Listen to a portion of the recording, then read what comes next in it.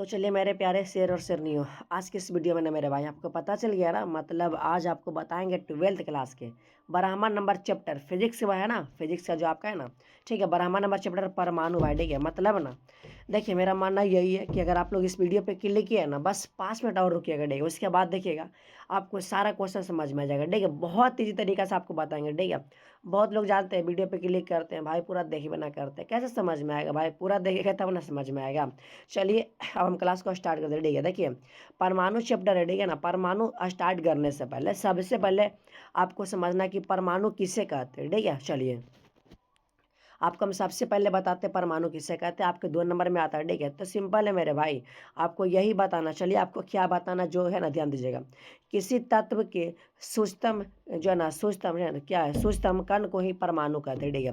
Simple आपको बताना है ना, ज़्यादा हार्ड भी नहीं है कि परमाणु किसे कहते हैं। तो किसी तत्व के सूक्ष्म कण को ही परमाणु कहते हैं। ए भाई खत्म, समझ में आई लो। हाँ जी का हाँ भैया, हम समझ तुम्हें आइए गलो का एकदम इतना एजिस बता रहा था, काहे नहीं समझ में चला थोड़ा सा नोट में याद रखिए। देखा कि परमाणु के संरचना के सिद्धांत का प्रतिपादन कौन किए थे, आता है डाल्टन नामक वैज्ञानिक। कब? 1883 में। ऑब्जेक्टिव के लिए है, बोलेगा ना कि परमाणु के संरचना के सिद्धांत का प्रतिपादन करने वाले वैज्ञानिक कौन थे, तो डाल्टन नामक वैज्ञानिक। कब? 1803 में, ठीक है, याद रखिए जी। चलो आगे बात करें। देखा परमाणु के बारे में कुछ जानकारी ले ली है। देखा जैसे कि तोरा पता तो ना जी कि परमाणु की त्रिज्या 10⁻⁻10 मीटर होता है। पहला तो बात क्लियर है। दूसरा, प्रत्येक परमाणु में नाभिक होता है। हे भाई केकरा नहीं पता, सबको पता होगा। उसके बाद देखिए परमाणु के दो एगो मौलिक कण होता है भाई चलिए जैसे ध्यान दीजिएगा, है ना। देखिए बात करते हैं ना, देखिए परमाणु के दो मौलिक कण है ना, क्या बोलते हैं, क्या बोलते हैं भाई, यहाँ पे क्या लिखा है ना। चलिए यहाँ पे छोड़ दीजिए, ठीक है, ये फालतू लिखा हुआ, ठीक है। चलिए इसको मतलब नहीं देखना, ठीक है। चलिए आपको बताते हैं, ध्यान दीजिए, ठीक है। जैसे देखिए बोल रहा है कि मतलब प्रोटॉन पर धन आवेश, ध्यान दीजिएगा। आपका पहला प्रोटॉन होता है, प्रोटॉन पे धन आवेश होता है, और न्यूट्रॉन आपका दूसरा मौलिक कण होता है, ठीक है। और इस पर ना कोई आवेश नहीं होता। और आपका एक और होता है तीसरा मौलिक कण होता है भाई, ठीक है। परमाणु के 3 गो होता है, ठीक है, याद रखिएगा। पहला आपका हो गया प्रोटॉन, दूसरा न्यूट्रॉन। प्रोटॉन पे धन आवेश और जो न्यूट्रॉन पे कोई आवेश नहीं होता, ठीक है। और इलेक्ट्रॉन जो है ना, मैंने तीसरा मौलिक कण इलेक्ट्रॉन नाभिक के चारों ओर चक्कर लगाता है भाई, पता होगा। इस प्रकार से आप लोग देखे होंगे, ठीक है। इस प्रकार से देखे ना, ये जो इलेक्ट्रॉन है चारों ओर चक्कर लगाता है भाई, ठीक है। इसमें न्यूट्रॉन प्रोटॉन आपका दोनों होता है, याद रखिएगा, ठीक है ना। चलिए तो पता चल गया परमाणु के 3 मौलिक कण है। पहला है प्रोटॉन और इस पर धन आवेश रहता है, और न्यूट्रॉन जिस पे ऋण आवेश रहता है, ठीक है। सॉरी, न्यूट्रॉन पे भाई है ना, न्यूट्रॉन पे कोई आवेश ना होता है, ठीक है। और इलेक्ट्रॉन पे आपका ऋण आवेश होता है, ठीक है, याद रखिएगा। चलिए आगे बात करते हैं। अगला है, ध्यान दीजिए, ठीक है। देखिए इलेक्ट्रॉन पे ऋण आवेश होता है, अभी जस्ट बताए थे, अच्छे। अब अगला है, ध्यान दीजिए, ठीक है। अगला क्वेश्चन आपका यहाँ से अगला क्वेश्चन आता है कि डाल्टन के परमाणु की व्याख्या करना है, ध्यान दीजिएगा। पहला क्या है, ध्यान दीजिए कि किसी तत्व के छोटे छोटे कण को परमाणु कहते हैं। पहला है क्या कर ये डाल्टन जो है ना, परमाणु के बारे में बता रहे हैं। ए भाई डाल्टन के बारे में सुनिएगा, डाल्टन परमाणु के बारे में क्या क्या बोल रहे हैं। पहला बात ये बोले थे कि जो है ना किसी तत्व के छोटे छोटे कण को परमाणु कहते हैं। हम नहीं कह रहे, डाल्टन जी कह रहे, ठीक है, डाल्टन आगे।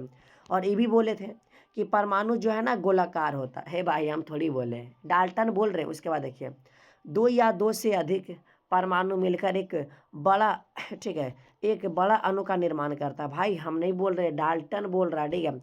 चलिए आगे बात करते हैं। आगे क्या है कि परमाणु को ना तो उत्पन्न किया जा सकता है और ना ही नष्ट किया जा सकता है, ये डाल्टन जी का कहना था, ठीक है। चलिए तो पता चल गया मेरे भाई डाल्टन आखिर परमाणु के बारे में क्या क्या कहे थे। और ये जो क्वेश्चन है मेरे भाई आपका 5 नंबर में आता, थोड़ा सा ध्यान दीजिएगा, ठीक है। आप लोग क्वेश्चन बैंक में देखिएगा, ये क्वेश्चन आता है कि बोर के परमाणु सिद्धांत के विग्रहतों को लिखना है भाई, है ना। चलिए ध्यान दीजिए, आपको ये बताना है कि सन 1913 में है ना, नील्स बोर ने, है ना, क्या बोलते हैं, नील्स बोर ने मैक्स प्लांक क्वांटम सिद्धांत का उपयोग कर एक मॉडल प्रतिपादन किया भाई, जिसे बोर का है ना परमाणु मॉडल कहते हैं। पता चल गया ना भाई। और देख रहे हैं ना, यही आपका भाई समझ रहे परमाणु है ना। चलिए भाई परमाणु ठीक है, गोलाकार है ना परमाणु है। इसमें प्लस में क्या है धन आवेश, अब बगल बगल इलेक्ट्रॉन चक्कर लगा रहा, तब इसी के बारे में लिखना है, ध्यान दीजिएगा। देखिए परमाणु गोलीय होता है, सही बात है, जिसके केंद्र पर नाभिक होता है जो धनावेशित होता है। ए भाई इसका केंद्र में देखिए ना धनावेशित है कि नहीं है, और गोलाकार भी है, तो वही हम बात लिखे। ठीक है, समझ में ही लो ना जी, आगे ध्यान दिया। नाभिक के चारों ओर इलेक्ट्रॉन वृत्तीय कक्षाओं में चक्कर लगाता, सही बात है, और ऊर्जा का कोई उत्सर्जन नहीं करता। हे भाई जब एज्जा से एज्जा घूरिए रहे तेरा से कोई ऊर्जा निकलते नहीं, बाहर जीते नहीं अंदर जीते, खाली घूरते रहते, तो कोई ऊर्जा निकले वाला है नहीं। आगे ध्यान दिया, देखा नाभिक और इलेक्ट्रॉन के बीच एक विद्युत बल कार्य करता है। भाई ध्यान दीजिएगा, इस प्रकार से आपका मान लिया जाए, ठीक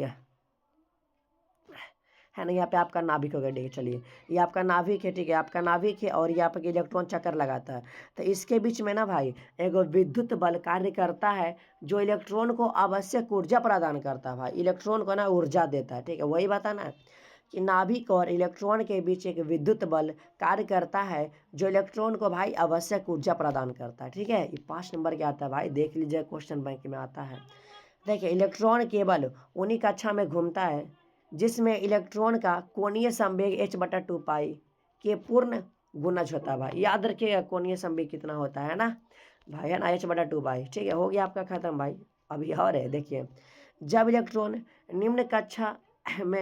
निम्न कक्षा से उच्च कक्षा में जाता है, ठीक है, यहाँ पे मैंने इसे कर लीजिएगा। ठीक है, तो जब इलेक्ट्रॉन निम्न कक्षा से उच्च कक्षा में जाता है तो वह ना ऊर्जा का अवशोषण करता है। भाई अच्छा हमको ये बताइए, है ना, जैसे कि ध्यान दीजिएगा ये आपका निम्न कक्षा, ठीक है, ये भाई निम्न कक्षा, अगर यहाँ पे छलांग लगाना भाई तो इसके पास शक्ति ये नहीं है, तो यहाँ पे जाएगा नहीं, ना जा पाएगा, तो क्या करेगा, ऊर्जा का अवशोषण ना करेगा भाई, ऊर्जा ग्रहण करेगा तब ना। तो वही बोलते हैं कि जब इलेक्ट्रॉन अगर निम्न कक्षा से उच्च कक्षा में जा रहा है तो इलेक्ट्रॉन का अवशोषण करेगा, लेकिन अगर उच्च से अगर निम्न में आएगा ना भाई तो उत्सर्जन करेगा भाई और ऊर्जा छोड़ेगा। चलिए जब इलेक्ट्रॉन उच्च कक्षा से निम्न कक्षा में जाता है तो वह ऊर्जा का उत्सर्जन करता है, जस्ट आपको बताए थे। अच्छा अब इसके बाद चलेगा, ये क्वेश्चन बहुत ही लाजवाब है, बोर के हाइड्रोजन स्पेक्ट्रम का व्याख्या करना भाई। चलिए देखिए ध्यान दीजिएगा, ये आपका लाइमन होता है, देख रहे हैं, ये आपका बामर है ना भाई,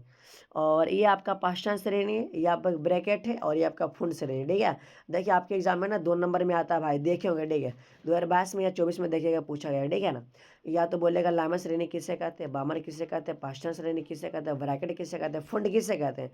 चलिए आपको हम एगो बताएंगे भाई, पूरा क्लियर हो जाएगा। ठीक है, बस बशर्ते वीडियो को आराम से देखते रहिएगा, अब ज़्यादा है नहीं, ये चैप्टर आपका ख़त्म होने वाला है, तो आराम से देखते रहिएगा। ठीक है, चलिए ध्यान से देखिएगा। ठीक है, जैसे देखिए लाइमन श्रेणी की बात करते हैं, ध्यान जुड़ेगा। देखिए क्या बोल रहा है, लाइमन श्रेणी किससे कहते हैं, ध्यान दीजिए, अगर एक को समझ गए ना तो पूरा समझ जाएंगे, बहुत ईजी। देखिए जब उच्च ऊर्जा स्तर, देखिए हमको ये बताइए कि लाइमन तो एक में है, ये है, तो इससे उच्च क्या हो सकता है, इससे उच्च के क्या है, तो भाई बोलिएगा 2 है, 3 है, 4 है, 5 है, लाइमन का परिभाषा निकाल रहे हैं, तो उच्च ऊर्जा स्तर में 2 लेंगे, 3 लेंगे, 4 लेंगे, 5 लेंगे ना, तो उसी प्रकार से, है ना। तो जब उच्च ऊर्जा स्तर 2, 3, 4 हो सकता है, और भी हो सकता है, ठीक है, लेकिन हम 2, 3, 4 लिए, ठीक है, से प्रथम पोषी स्तर, सॉरी प्रथम ऊर्जा स्तर, माने प्रथम का N1 में आ रहा कि नहीं आ रहा, में आता है, तो और क्या बोलेंगे, लाइमन श्रेणी। अच्छा जी, अगर उसी प्रकार से बोल लेगा बामर श्रेणी किसे कहते हैं,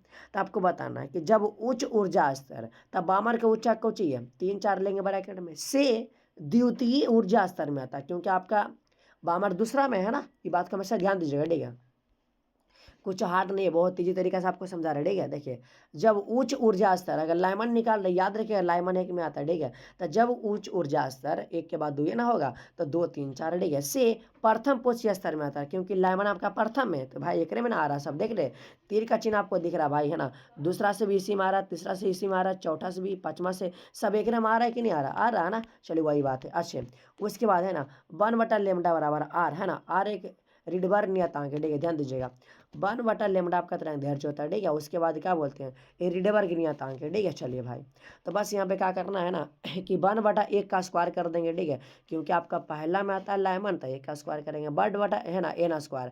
अब एन के जगह पे ना आप 2 भी ले सकते हैं, 3 भी, 4 भी, भाई कितना लीजिएगा, बस एन स्क्वायर कर दीजिए, बात खत्म, है ना।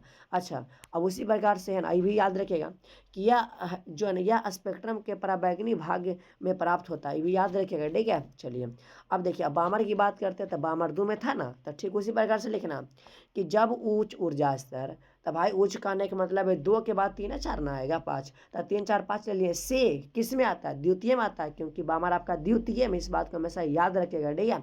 द्वितीय ऊर्जा स्तर में आता था, N2 ले लिए, ठीक है। अच्छा, अगर इसका समीकरण से लिखना है भाई तो कैसे लिखेंगे? तो बस यहाँ पे क्या करना है, 2 का स्क्वायर करना, ठीक है। क्योंकि भाई दो दूसरा में है तो 2 करेंगे ना, और n का स्क्वायर करेंगे, और n के जगह पे 3 4 भी ले सकते, कोई दिक्कत ना, ठीक है। तो देखिए हमार मानना को ना जी कि तू सबसे गलत, कोई इजी नहीं है को। उसी प्रकार से क्वेश्चन तीसरा में है, तो उच्च ऊर्जा स्तर चौथा पाँचवा होगा, से तीसरा क्या बोलते, तीसरा ऊर्जा स्तर में आता है। ए भाई आप भी मतलब ऐसे कर दीजिएगा, ठीक है। इसका भी निकाल लीजिएगा, ज़्यादा हार्ड भी ना, ठीक है। चला जी, अब ज़्यादा भी नहीं है, बस ये भी लिख लीजिएगा, ठीक है। यह अवरक्त भाग में प्राप्त होता है, ठीक है। ध्यान दीजिएगा, बहुत ही जरूरी सब बात है, ठीक है। और यह ना, यह अवरक्त भाग से प्राप्त होता है, ये सब लिख लीजिएगा, ऑब्जेक्टिव में आता है। और यह ना अवरक्त भाग में पड़ता है, बस कुछ नहीं है, बात खत्म है ना। पाँचवा चलिए, ये मेरे भाई हमारी यह मानना को, अगर इस चैप्टर से अगर ये सब क्वेश्चन कर लेला ना, तो तोर परीक्षा में आना फिक्स है। देखा एकरा में हम बता दिए कौची आई तो तोर परीक्षा में ज़्यादा हम गैस कर रही हो ना, ये क्वेश्चन बहुत ही लाजवाब है, ठीक है। ये भी आपका एग्जाम में आ सकता है, ठीक है। ये बोलेगा, ये देखिएगा क्वेश्चन बैंक में भाई आता है कि बोर के, है ना, अभिगृहतों का, है ना, को लिखना है ना भाई, ये भी आ जाएगा, है ना। 2 नंबर में या तो 5 नंबर में ये वाला देगा, और साथ ही साथ बोलेगा हाइड्रोजन स्पेक्ट्रम की व्याख्या करना। तो हमको तो ना लगता है कि हार्ड है, अब तो इजी हो गया होगा, आप लोग आसानी से कर सकते हैं, ठीक है। इसके पीछे जो बोले थे और ये वाला एक साथ आएगा, 5 नंबर का आप क्वेश्चन बैंक देख लीजिएगा, ठीक है। आता है, और बहुत इसी तरीका से हम कोशिश के लिए हो जी तो आने के समझावेला। और तू सब समझ भी गलत, और हाँ, तो अन्य सब देखा कमेंट में तो नहीं कराएगा जी, तू सब कमेंट कर हो ना कैसन हमार वीडियो लगा को जी, तब ना तो हने के चैप्टर बाय चैप्टर मिलते रहा, तो टेंशन नहीं लिया। और हाँ, ठीक है। और कमेंट करिया जी, कमेंट करने में कंजूसी नहीं करिया। जे लोग अगर यहाँ तक आ गेला हा, ठीक है को ना, तो वो तो कमेंट करे के जाइहा कि तो हनी के कैसन क्लास वाला लगलो हमार वाला, ठीक है को ना। चला जी, अगर लाइव क्लास करने के लिए चाहते तो डेली 8 बजे चलता है, आ जाइएगा, और क्या दिक्कत है, रात में 8 बजे आ जाइएगा, ठीक है। तो ठीक है मेरे भाई, अब हम क्लास को करते हैं बंद, और आप लोग 1 से 2 बार वीडियो देख लीजिएगा, पूरा याद हो जाएगा, ठीक है ना।